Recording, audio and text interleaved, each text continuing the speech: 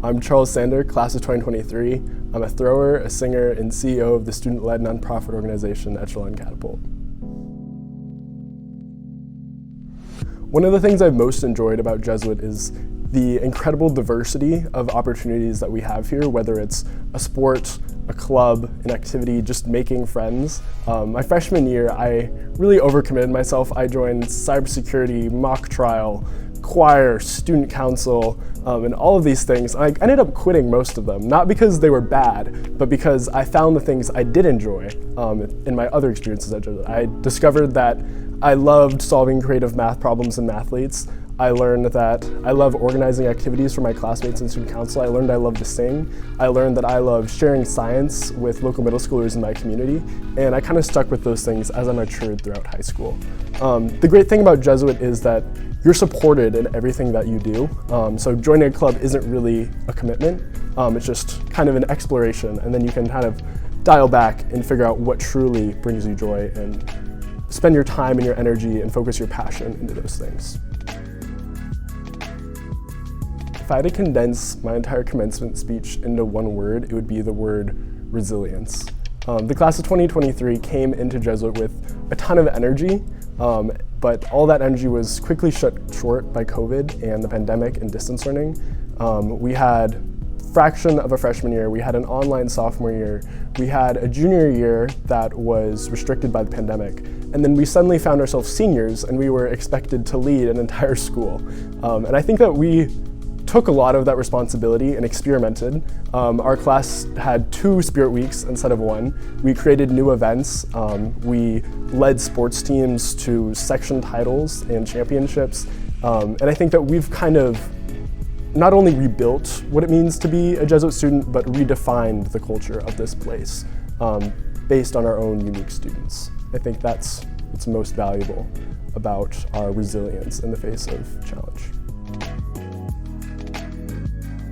One thing a lot of people don't know about me is that I did a ton of martial arts throughout my childhood.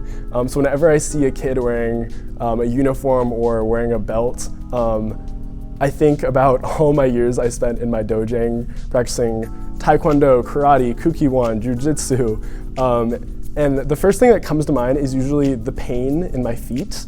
Our mats were always black, so after like 3 or 4 hours training, we'd have just feet coated in this like black dust, and we'd have to like get a brush and scrub it all off. And we also got a lot of blisters. But other than just the foot trauma, I think that martial arts really developed my sense of confidence as well as my determination to get things done. I could conduct a literary, rhetorical, thematic analysis of any Tyler the Creator album. I love his music, and in fact, junior year under Mr. Grant's guidance in AP English Language, I wrote an essay about a trilogy of 3 Tyler the Creator albums, connecting their themes and their rhetorical devices to one another, and I love the essay so much it ended up being like 30 pages, and Mr. Grant supported me throughout writing the entire thing. So shout out Mr. Grant, shout out 7th period AP Lang junior year, but I could talk about Tyler the Creator for hours. Emoji number 1 is the little nerd emoji with the glasses, because I came into Jesuit, I'm very nerdy. I guess I still am nerdy, but I'm more social.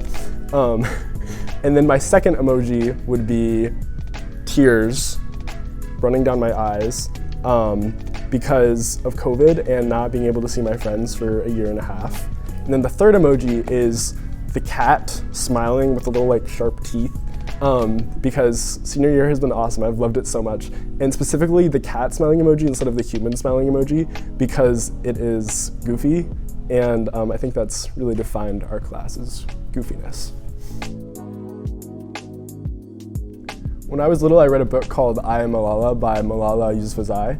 And the novel is basically Malala's account of her struggle and her fight for educational equity in Pakistan, and how she was shot in the head for protesting the government at the time. And I think reading that book really shifted my perspective on education.